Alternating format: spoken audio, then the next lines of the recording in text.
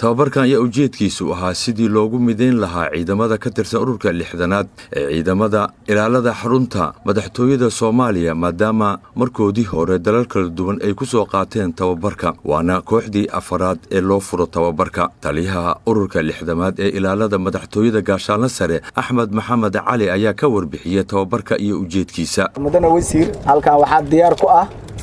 ururka lixdanaad ee ilaalada madaxtooyada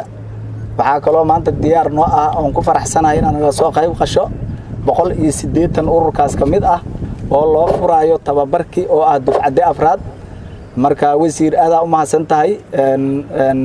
sida aad noogu timid oo sharafta leh wasiirka wasaaradda gaashaandhigga ee xukuumadda federaalka ee Soomaaliya mudane Maxamed Mursal Sheekh Cabdiraxmaan oo furay tababarka ayaa ka warbixiyay faa'iidada uu leeyahay tababarka iyo mas'uuliyadda saaran ururka lixdanaad ee ciidanka xoogga dalka Soomaaliyeed waxaan aad ugu faraxsanahay sida aad u soo diyaar garowdeen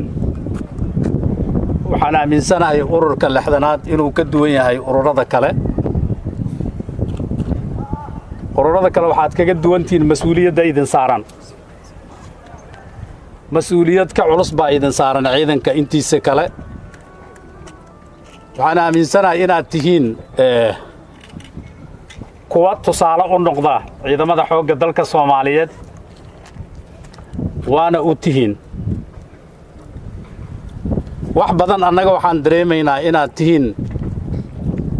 dufcaddii u dambaysay saddexaad marka la xiraay hal kelmad baan idinku yiri kelmaddaasna waa rumaysan maalintaas waxaan yiri waxaad tihiin kuwa ka mas'uula maskaxda dawladda Soomaaliyeed waxaan dareemayaa weerarkii ugu dambeeyay oo la idinku soo qaaday sida aad isaga difaacdeen waxaan aaminsanahay maskaxdii inaad difaacdeen waan idinku hambaliyeynayaa tababarka ayaa waxa uu soo bilowday sanadkii 2007 waana kooxdii afaraad ee ka tirsan ururka lixdanaad ee ciidanka xoogga dalka Soomaaliyeed ee tababarka loo furo